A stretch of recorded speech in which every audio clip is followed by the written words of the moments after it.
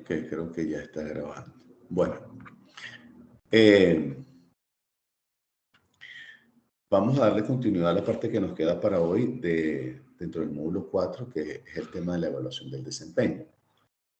Bien, nosotros habíamos estudiado la semana pasada, habíamos iniciado con el tema de evaluación del desempeño y habíamos dicho entre algunas cosas, ¿verdad? Que la evaluación del desempeño es un proceso y como tal es un proceso que busca identificar el nivel de cumplimiento de las tareas, actividades o asignaciones que se le encargan a un colaborador o a los colaboradores de la organización. Y que ese proceso tiene como algunos objetivos o beneficios. Primero, identificar, como ya lo dije, el nivel de cumplimiento de tareas, actividades, asignaciones, proyectos, metas. Pero también me sirve a mí o me va a servir a la postre para identificar competencias, identificar brechas. También me sirve para las decisiones de capacitación. Me sirve para tomarlo en cuenta referido a decisiones que tengan que ver con promociones, ajustes salariales e incluso me puede servir, si fuese el caso, para no solo promocionar, sino también hasta desvincular a una persona. Eh, También decíamos que la evaluación del desempeño es una tarea exclusiva del área de recursos humanos. Pero recuerdo que les comentaba que recursos humanos es el líder de esta actividad, no el que ejecuta la evaluación del desempeño. O a lo sumo ejecuta la evaluación del desempeño de su departamento. Para el resto de las áreas se convierte en un asesor, es decir, va a orientar, va a guiar al resto de los gerentes de línea para que sepan cómo llevarlo a cabo. ¿Y cómo, qué decíamos, cómo inicia esto? Esto inicia de parte de recursos humanos con una propuesta a la directiva de cómo se enfoca llevar la evaluación del desempeño del periodo que vayamos a tomar, ¿verdad? El tiempo que lo vayamos a hacer. Y se presenta, lo primero que se presenta son las políticas. Decíamos que las políticas ahora son instrumentos que de alguna manera definen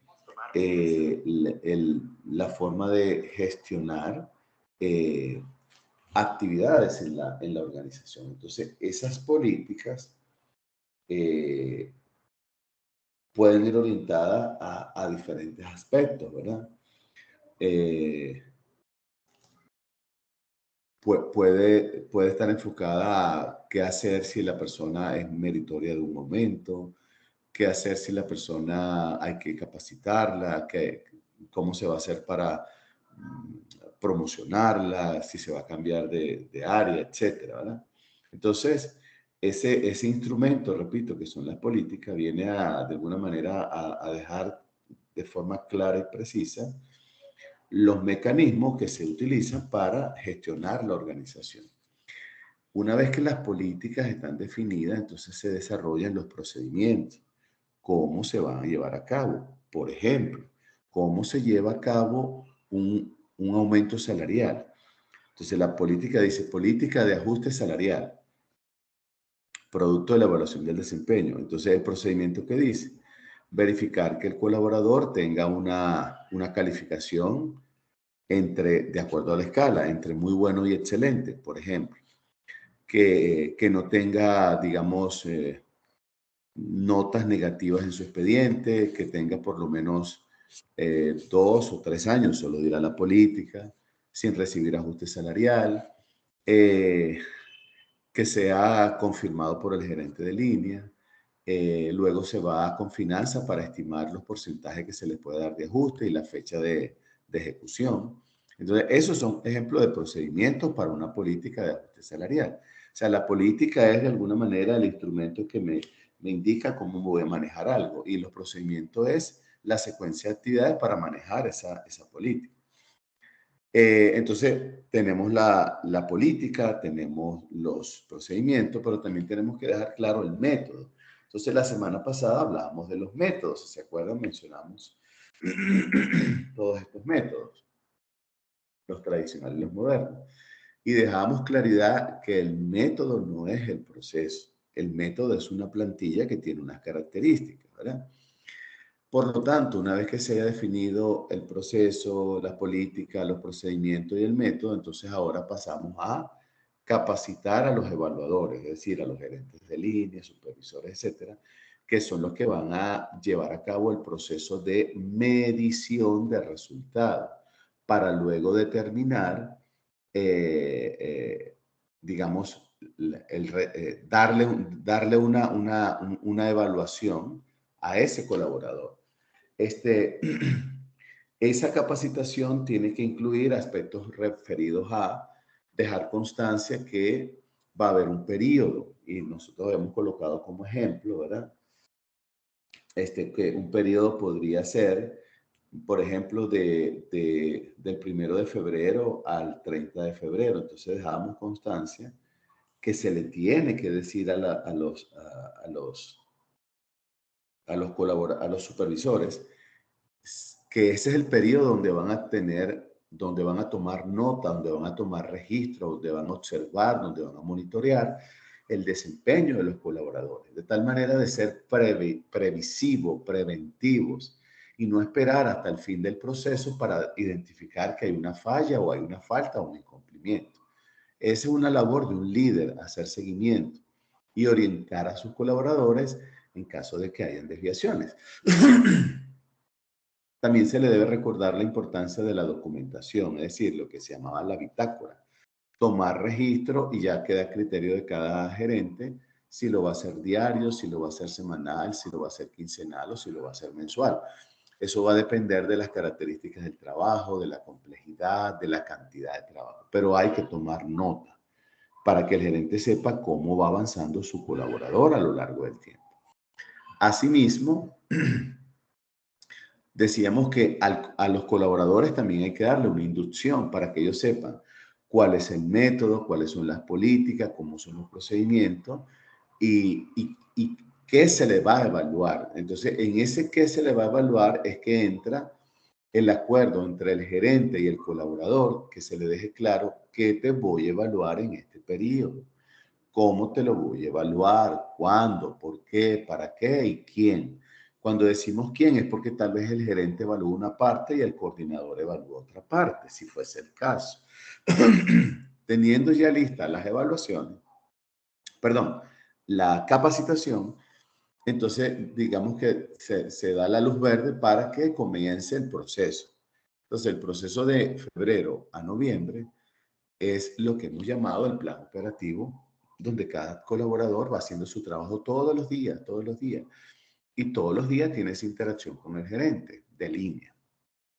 Finalizado el periodo de desarrollo, que sería el 30 de noviembre, entonces nos tomamos un tiempo, normalmente 1 o 2 semanas, para socializar. La socialización es una reunión, una entrevista individual, privada, entre el gerente y el supervisor, si fuese el caso, y el colaborador, para leerle, explicarle su resultado final. Y ese resultado final se supone que se lo explicamos en la evaluación. Le decíamos, la escala es no cumple, regular, si cumple, excelente o muy sobresaliente, si fuese el caso.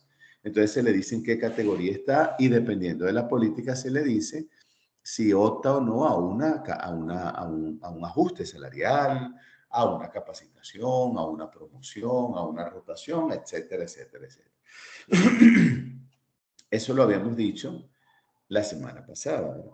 Pero hacíamos hincapié en que tiene que ser de esa manera. Ahora bien, eh, creo que había dado algunos ejemplos de la evaluación, digamos una de las más comunes, que es la evaluación 360, y decíamos acá que, digamos, el enfoque de esta evaluación, no sé si logran ver el gráfico que estoy proyectando, que dice la evaluación del desempeño de 360 grados, es compleja, primero, porque hay que involucrar a varias personas o a varios actores, hay que capacitarlo, se invierte más tiempo, es más costosa, pero digamos que tiene una ventaja que permite que la opinión del desempeño de un colaborador venga de diferentes frentes, siempre y cuando estas personas tengan relación con el trabajador que se está evaluando. Si no guarda relación laboral, no tiene por qué. Tampoco es necesario que todos los que guarden relación con esa persona tengan que opinar, porque se hace más complejo. Entonces uno escoge una o dos personas. Entonces, ¿quiénes intervienen acá? Primero que nada, el gerente. En segundo lugar, los pares o compañeros de trabajo del colaborador, pero insisto, no todos, aquellos que uno considere que guarda más relación. Si tiene clientes internos que debe tenerlo, ellos opinan. Si tiene personal a su cargo, también definimos quiénes, ellos opinan. Se crea un comité de recursos humanos que va a ser como el ente garante y se decide si hay algún otro involucrado externo que sea necesario, como un proveedor o un cliente externo. Normalmente son clientes internos. Pero hay que dejar claro cómo va a ser la opinión o participación de cada uno. Para ello, entonces se le explica igualmente, se le da una capacitación y se le dice, si por ejemplo usted es un cliente interno de esta persona supongamos que es una persona de soporte técnico, que repara las máquinas, las impresoras, etc. Entonces, al cliente se le va a preguntar con un formato que cada quien define, cuáles son los aspectos más importantes. Entonces, por ejemplo, la calidad del trabajo, la entrega oportuna, la generación de ideas, las relaciones interpersonales, las asesorías. Eso es lo que le interesa, nos interesa que nos diga el cliente interno. Un colaborador que me interesa que me diga si se siente identificado como un líder, si se comunica asertivamente, si es clarificador de situaciones, si es empático para buscar soluciones ante cualquier diferencia, si siente que le da un acompañamiento, si siente que es claro en los procesos. Un par podría ser que tenga relación, cómo es la relación de trabajo, cómo es el manejo de la información, con qué tanta prontitud u oportunidad se entrega la información, cómo se resuelven las diferencias, ¿verdad? Y el gerente pudiese ampliar pues mucho más los enfoques de análisis. ¿Qué hace recursos humanos? Recursos humanos lo que hace es ser garante de que el proceso sea transparente y sobre todo haya ética e imparcialidad. No vaya a ser que algunos están dando unas apreciaciones muy parecidas y haya alguien que esté diametralmente opuesto. Eso significa que pudiese haber algún sesgo, o sea, algo personal.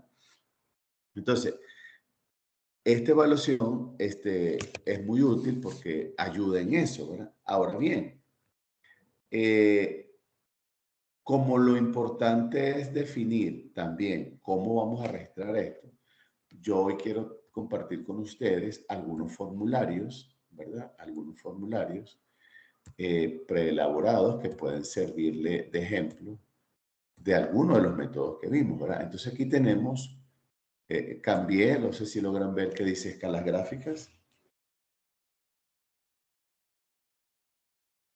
¿Se logra ver el de escala gráfica? Sí, sí se logra ver. Ok, entonces en escala gráfica, vamos primero con los datos, por decirlo de alguna manera. Entonces, digamos que como datos podemos tener acá, perdón, podemos tener acá el nombre del trabajador, la fecha, el departamento, el puesto. Pudiésemos colocar otros datos, la fecha del periodo que se evaluó, la fecha en la que se está socializando, el nombre del gerente, o sea, hay algunos datos que queda a criterio de ustedes colocar, pero aquí lo que me interesa que evaluemos es lo que significa eh, el formato. Entonces, por ejemplo, nosotros tenemos acá, ¿verdad? Esto que está acá en verde es la escala, ¿verdad? La escala, esta es cualitativa, malo, tolerable, regular, bueno, óptimo. Yo le puedo colocar en malo, no cumple, en tolerable, regular, en regular le puedo colocar cumple estándar, en bueno le puedo colocar muy bueno y en óptimo le puedo colocar excelente. Luego viene el primer párrafo, el primer bloque es que vamos a evaluar. Entonces aquí dice que vamos a evaluar, por ejemplo, vamos a evaluar el desempeño del trabajador. Entonces aquí vamos a evaluar el desempeño del trabajador, ¿verdad? Y entonces esto que está acá viene a ser la columna de las variables que vamos a evaluar. Vamos a evaluar la variable producto, calidad, conocimiento y cooperación. Supongamos como ejemplo esos cuatro, ¿verdad? Entonces nosotros, lo que está en negrilla es la variable y lo de abajo es la pregunta. Entonces yo tengo acá, por ejemplo, la pregunta, volumen y cantidad de trabajo ejecutado normalmente. Yo también puedo transformar esta pregunta en como, el colaborador desarrolla sus actividades en cantidad y calidad a manera satisfactoria. O sea, uno puede definir la pregunta. Ya la escala que yo coloque, digamos, el valor que yo le asigne al colaborador, sea óptimo, sea bueno, esto viene del resultado de la bitácora, de la documentación que hace el gerente o el supervisor periódicamente. Porque si ustedes se ponen a ver, el problema no es el formato, esto es lo más fácil. El problema es que, el gerente o el que supervisa, el que mide, el que evalúa, no tenga una documentación completa, imparcial, ética y precisa del desempeño del colaborador. Porque entonces va a atender a lo que se llama el efecto halo. Eso se lo dejo ahí en la presentación. El efecto halo es que uno tiende a promediar. Entonces uno evalúa, bueno, sí, llega temprano, buena gente, colaborador, lo va a poner ahí en el medio. Y eso no ayuda, porque puede ser que esté regular o puede ser que esté más arriba de promedio, ¿verdad? Sí, puede ser que esté muy bueno o excelente. Y eso va a traer controversia más adelante. Entonces, así podemos hacer otra pregunta, cualidades, o sea, en cuanto a exactitud, esmero y orden en el trabajo, ¿en qué categoría está? Es decir, hace su trabajo con esmero, con exactitud, aplica orden, eso da a entender otras cosas. Bueno, entrega el trabajo con calidad, a tiempo, lo, lo calificamos, ¿verdad? Con la misma característica anterior. Por ejemplo, conocimiento del trabajo. Entonces, aquí estamos evaluando competencias, grado de conocimiento del trabajo. Pudiésemos preguntar, dispone y aplica, dispone de competencias adecuadas para el desarrollo de las actividades. Sería lo mismo a esto, ¿verdad? Y en cooperación puede ser actitud ante la empresa, el jefe y su colega, es decir, pudiese transformarla en el colaborador tiene una actitud alineada a la organización. Ahí incluimos al jefe, a los colaboradores, a la empresa. Entonces, este es un ejemplo de la escala gráfica, ¿verdad? Pero también podemos ver que se pueden evaluar otras características. Entonces, aquí vamos con las características individuales. Considerar tan solo características individuales del evaluado y su comportamiento funcional dentro y fuera de la función. Comprensión de situaciones, ok. Grado en que percibe la esencia de un problema, capaz de plegarse a situaciones y de aceptar tareas. Es decir, esta es una persona que está consciente de la responsabilidad y el manejo de sus actividades. El otro, creatividad, en cuanto a su empeño y capacidad para crear ideas y proyectos. Entonces podríamos traducirla, el colaborador oportunamente es propositivo de ideas, innovaciones, mejoras, cambios. Sería la misma pregunta, creatividad. Capacidad de realización. Tiene capacidad para poner en práctica ideas y proyectos. Es decir, este sería una persona con muchas competencias. Entonces la idea es preguntar si esas competencias extraordinarias o adicionales las pone al servicio de la organización. Y así podemos seguir entonces colocando otras variables y otras características, ¿verdad? Entonces, arriba medimos desempeño de la función y aquí características individuales. Pueden haber otras como trabajo en equipo, comunicación, etc. ¿Cuál es el detalle de la escala gráfica, señores? Que la escala gráfica, después que yo he logrado, digamos, documentar o registrar el desempeño, entonces yo no puedo aquí sumar y promediar. Por eso se recomienda que cada variable, producto, cualidad, conocimiento, se le dé un peso. Y uno diga, por ejemplo, conocimiento del trabajo vale 2 puntos. Calidad del trabajo vale 3 puntos, por ejemplo. Entonces, o normalmente uno lo hace de esta manera también. En lugar de ser cualitativa, uno hace, por ejemplo, de 0 a 20 es malo, de 21 a 40 es tolerable, de 41 a 60 es regular, de 61 a 80 es bueno y de 81 en adelante es óptimo.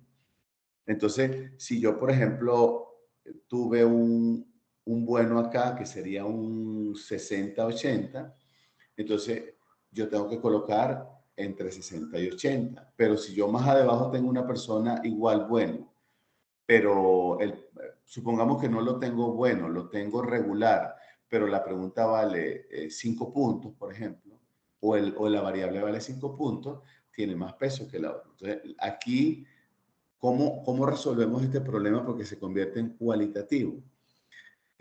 No es ver cuántos óptimos tiene o cuántos buenos tiene, es cuál tiene más peso, porque tal vez tiene uno regular que tiene mucho peso y tiene uno óptimo que no tiene mucho peso. Por ejemplo, tiene óptimo, llega todos los días temprano y tiene bueno, calidad en el trabajo. Entonces yo me quedo con calidad porque, ¿qué significa eso? Que puede ser que no llegó temprano, pero me hace el trabajo con calidad. O por otro lado, llega temprano, pero no me hace el trabajo con calidad. Entonces, aquí cada uno tiene que darle una interpretación adecuada, porque si no, al final la estaríamos promediando y no nos va a ayudar mucho. ¿Okay? Ese es el ejemplo de la escala gráfica. Vamos con el ejemplo 2 de elección forzosa. El método de elección forzosa lo que nos dice es que nosotros es muy parecido a la escala gráfica, solo que aquí la escala la estamos dividiendo, fíjense, de menor a mayor. De 1 a 3 sería lo malo, de 4 a 6 lo regular, de 7 a 9 lo estándar, de 10 a 12 lo muy bueno y de 13 a 15 o de 13 en adelante o a 15 excelente. Entonces igual tengo la variable, tengo la pregunta, y tengo la ponderación. En esa ponderación, yo después igualmente tengo que determinar, mientras más a la derecha esté, es porque tiene mejores resultados del centro, ¿verdad? Más a la derecha del centro. Más a la izquierda del centro, está menos beneficiado. Y la interpretación debe venir en función de los resultados que ha dado la persona, producto del registro de las bitácoras que ha llevado a cabo el gerente o el supervisor de evaluación durante el periodo que hemos indicado que dura la evaluación del desempeño o la medición.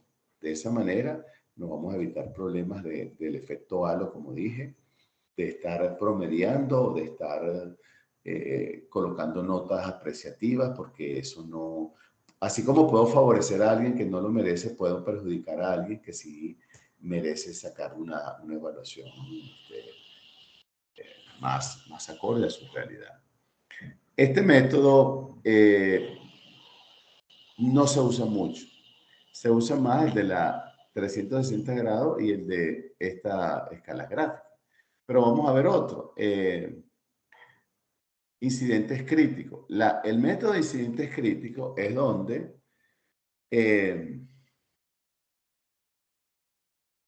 se presenta una serie de incidentes llamados críticos. Entonces, uno escoge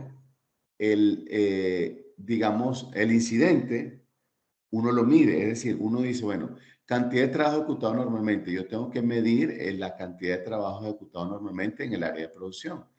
Entonces, es una variable que ya está predefinida para medirse. Y ahora lo que hago es colocarlo en la escala. Fíjense que la escala, por lo menos nulo, no tiene puntos. Debajo de la media está entre 1 y 3. En la media está entre 4 y 6. Encima de la media de 7 a 9 y de 10 en adelante es el excelente, el óptimo, ¿verdad? Entonces, aquí yo tengo las variables que voy a evaluar, ¿verdad?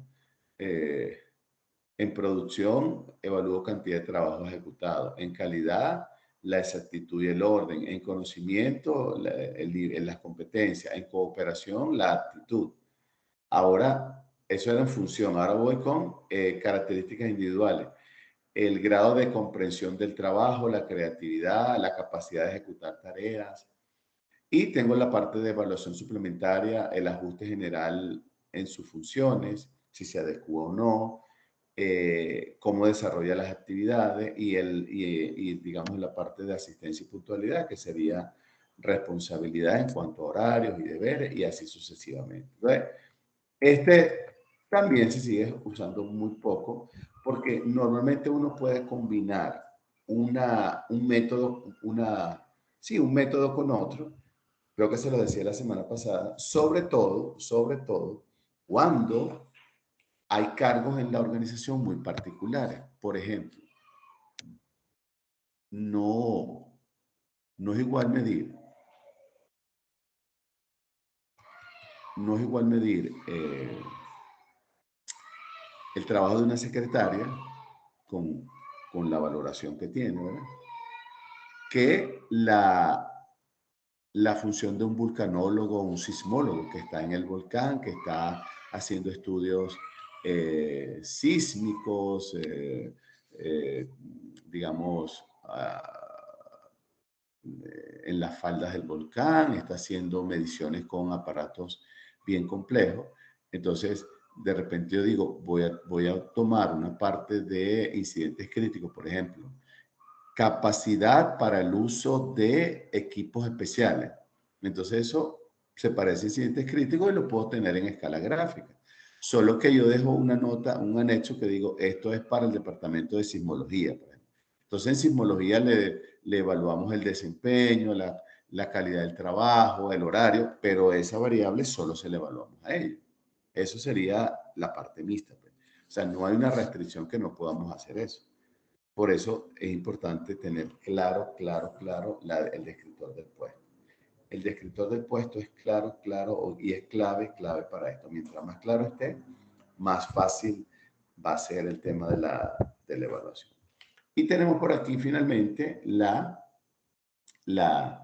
frase descriptiva, ¿verdad? Entonces, fíjense como dice acá, se presentan frases de desempeño combinadas en bloques de 4, ¿verdad? De 1 a 4, de 5 a 8, etc.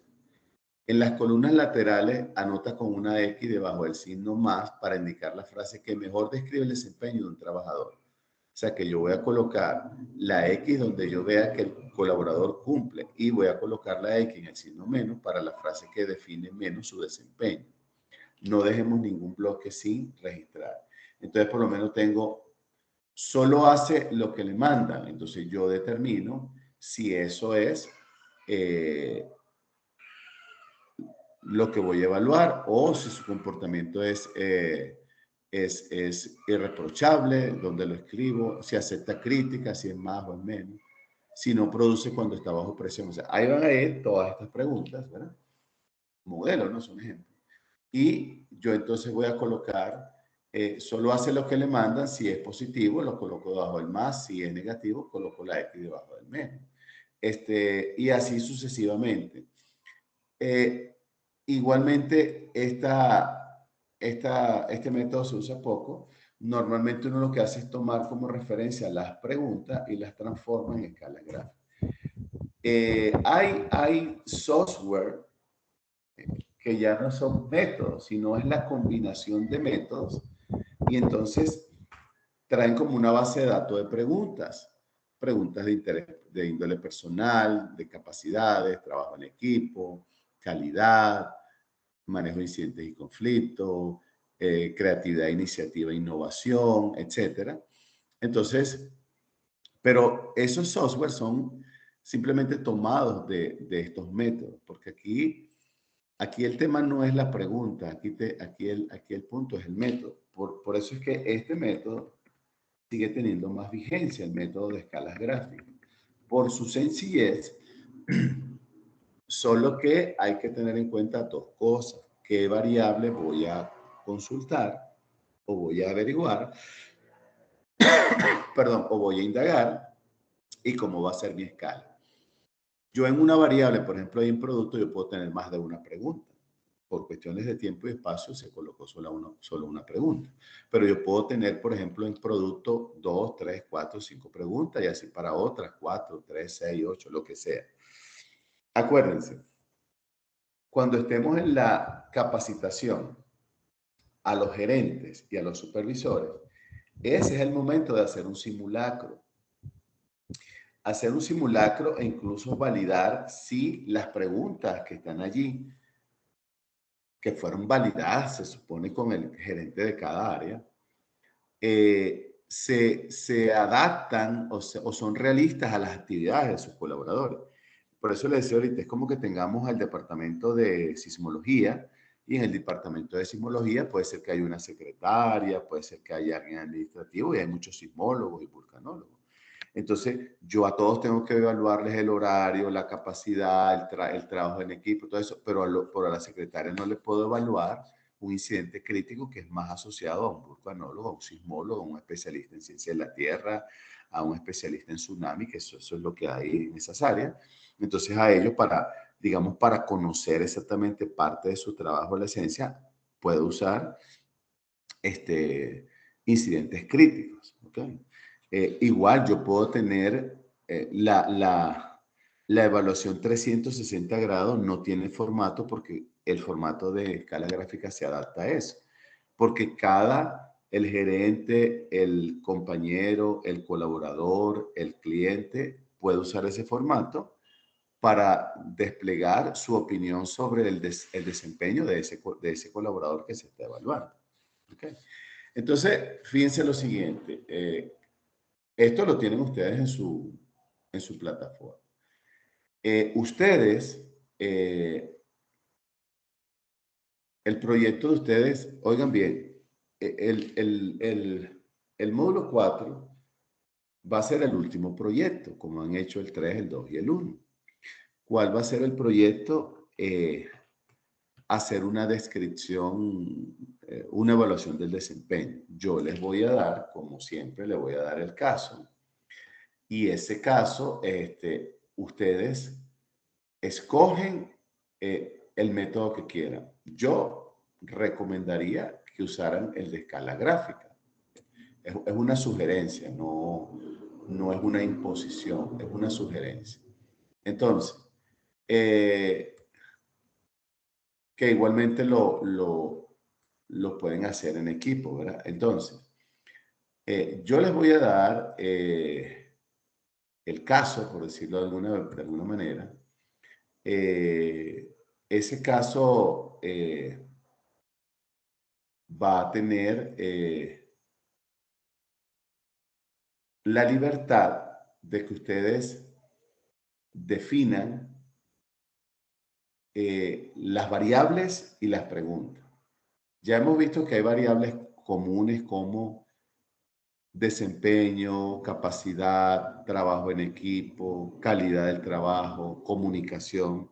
Esas son las variables que yo que les sugiero. Entonces, por ejemplo, en calidad yo puedo tener una, dos, N preguntas. Una pregunta en calidad es, ¿el trabajo del colaborador lo realiza siguiendo los estándares de calidad de la organización? Otra puede ser, ¿el colaborador aporta elementos adicionales a los estándares de calidad en su trabajo o en su desempeño o en sus tareas? O sea, aquí la clave va a ser la pregunta de lo que ustedes quieran evaluar. El método lo dejo libre. Yo recomiendo el método escala gráfica porque es muy sencillo. El formato, ahí tienen un ejemplo de formato. Ustedes pueden hacer formato como quieran en Excel. La mayoría lo hace en Excel o Word. Y hay algunos que se lucen en Excel poniéndole detalles, colores, etc. Pero me interesa es las preguntas. Yo voy a evaluar, le voy a dar más peso a las preguntas, porque aquí va a haber una bitácora, ¿verdad? Por ejemplo, la calidad de las preguntas tiene un 50%. La calidad de las variables tiene un 30%. Eso sería 80. La redacción de las preguntas tiene un 10 y la entrega oportuna tiene un 10. Entonces, se va a hacer más hincapié en la calidad de las preguntas y la calidad de las variables. Ejemplo, no pueden dejar por fuera comportamiento, comunicación, calidad, competencia, aportes, eh, relaciones interpersonales. O sea, que al menos ustedes tengan 6, 7 variables a evaluar. Se evalúan más, pero que al menos hayan 6, 7 variables. ¿Por qué digo que es el último proyecto? Porque acuérdense que nosotros terminamos el 26 de septiembre, que realmente es el 24, que cae sábado, o sea que nos vamos a ver la cara. Pero el lunes 26 ya tengo que estar entregando notas. Entonces, ¿cuál va a ser el proyecto del módulo 5? Va a ser algo muy sencillo. Va a ser un informe o, bueno, cuando digo informe es que ustedes van a escribir allí de los módulos 1 al 4, cuáles son o cuáles fueron los elementos más importantes que ustedes se llevan como aprendizaje. Eso quiere decir que desde ya lo pueden ir haciendo, porque ya tienen listo el módulo 1, módulo 2, módulo 3 y con esto terminamos el 4. Porque la semana que viene vamos a empezar el 5. El 5 va a tener dos temas. Un tema que es fundamental, que es la negociación y manejo de incidentes y conflictos. Ese es un tema que vamos a ver el 10. El 17 vamos a ver dentro del mismo módulo 5 la ética y la responsabilidad social en las organizaciones y un segundo tema que se llama la psicopatología, que son las enfermedades psicopatológicas o neurológicas, llámese estrés y otros, que se obtienen desde una gestión del talento humano desequilibrada. Y el 24 lo tomaremos para hacer un resumen de todos los 5 módulos que hayamos trabajado. Entonces, eso significa que el lunes 26 ya yo tengo que entregar nota. Y acuérdense que estamos con el tema de ISAFOR que nos está, pues, monitoreando, ¿verdad? Entonces, fíjense, yo les podría decir que ahorita yo estoy en la plataforma y mañana van a tener la tarea del módulo 4. El tema 1 y tema 2, yo diría que ya está listo de entrega, pero el tema 3, que es el plan estratégico, que lo extendí hasta mañana domingo, porque eso era hasta el 28, lo he extendido 2 veces, solo he recibido 18 entregas, me faltan en promedio 12 o 14. Ya estamos terminando, la idea es que por decirlo de alguna manera, no tiren la toalla y vayan a perder todo el esfuerzo porque si el INSAFOR cuando les audite no ve que está todo, va a haber conflicto y se los digo por experiencia. Yo prefiero seguir haciendo extensiones de tiempo, pero que de verdad me lo entreguen, ¿verdad? Me lo entreguen porque sin ánimo de ser falta de respeto, ni mucho menos, porque creo que me he caracterizado por ser respetuoso. Acuérdense que es un beneficio que le está dando el INSAFOR y la idea es aprovecharlo, ¿no? Entonces no desaprovechemos eso y hagamos la entrega pues oportuna. Insisto, si todavía hay alguien que mañana no lo va a tener listo, dígamelo para yo, porque ya el INSAFOR me pidió el primer reporte de notas y envié las notas hasta donde las tenía, del módulo 1, 2 y 3. Y me dijo que esta semana esperaba que le enviara el complemento de los que no han entregado. O sea, y no es que yo no, o sea, me lo pide el INSAFOR a través de la universidad. Entonces, por favor, si hay algunos pendientes, que sí los hay, les agradezco la entrega. ¿Okay? No sé si hay alguna pregunta, duda, comentario. Del módulo 3 me falta revisar como 6, 7 trabajos. Ya revisé algunos. Y por ahí tengo algunos correos o mensajes de que hay personas que han estado enfermas y todo eso. Y entonces, que les dé chance. Les digo que bueno, que está bien, ni modo, se les da chance. Entonces, quería comentarles eso. No sé si hay alguna pregunta, comentario.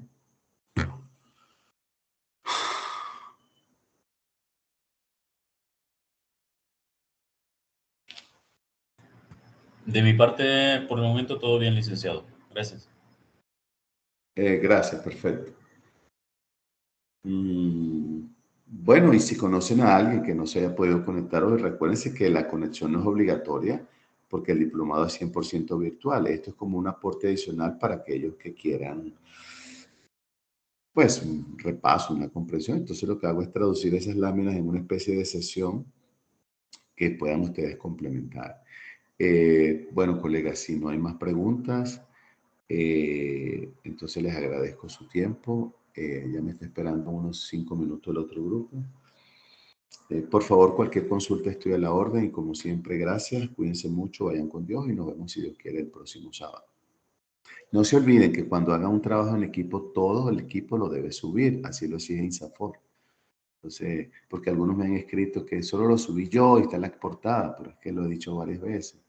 Puede estar en la portada, pero el INSAFORP sí ve que, por ejemplo, Rocío lo entregó y Rocío trabajó con Víctor, pero Víctor no aparece Víctor, entonces INSAFORP no va a estar revisando todos los trabajos como yo lo reviso. Ah, mira, aquí Víctor está con Rocío, no. Dice, Víctor no entregó. Entonces, por eso, aunque, por ejemplo, Rocío y Víctor trabajen juntos, Rocío y Víctor, cada uno en su cuenta aloja el trabajo en la plataforma. Y listo, problema resuelto. ¿Ok? Muchas gracias, colegas. Cuídense mucho, vayan con Dios. Nos vemos si Dios quiere. Gracias, feliz noche, licenciado. Gracias. Feliz noche.